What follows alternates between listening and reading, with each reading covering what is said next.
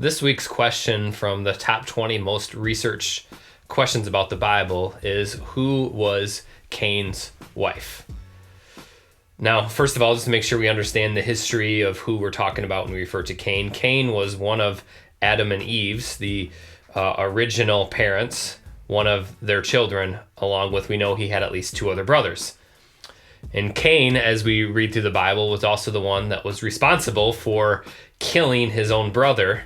Essentially, Abel became the first martyr because Cain killed him because Abel was sincerely and honestly and truly worshiping the living God.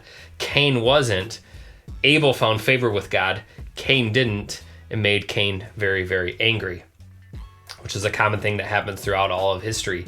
People who are sinning and rebelling against God don't like people that shine the light of Christ, essentially the light of God, to them. So that's what we find. This is the history of this person, of Cain. This is who we know him as. But there's really a question behind the question. There's a question of skepticism behind the question of who was Cain's wife. And the gospel is really at stake. And oftentimes we in the church will want to say to a question like this that, well, that doesn't really matter. It's not significant. But it is very, very significant. And it's a question that people have. And it's a question that they try to pose to us to undermine the authority of Scripture. Here's essentially the question behind the question. And this is really what they're trying to get to. When they ask the question, who was Cain's wife, they'll point to the Scripture and say, the Scripture does not specify who his wife was, which is true. It just says that he knew his wife and he had children. So that is true. So then the other part of it, when they consider this question, is they will say, well, it was illegal and forbidden in the law of God for his people to intermarry. So their conclusion is, therefore, Cain must have married another woman from another people group. So essentially what they're saying is there must have been other people that existed, not just Adam and Eve. So what they're saying is all of the lineage is not traced back to Adam and Eve.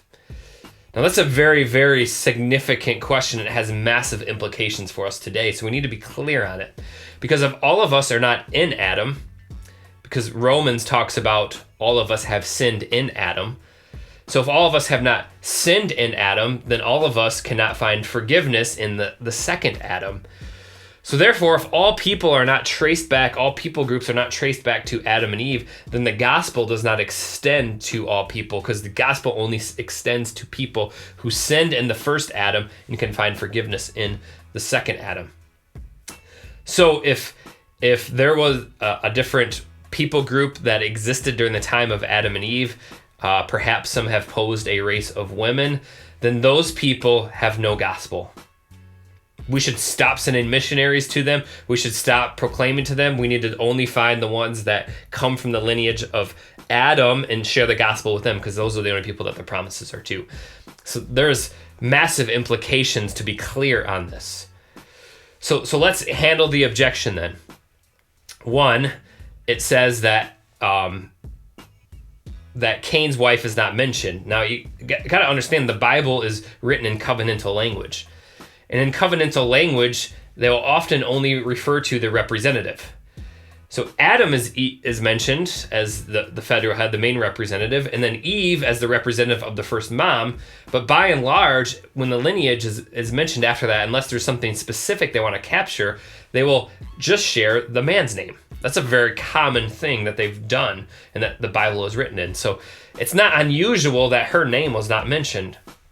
Second objection is that the Bible in the law, it would forbid people from intermarrying. Now that is true, but that happened quite a ways later, because we find that in the book of Leviticus, where God's law was given to the people forbidding them to intermarry.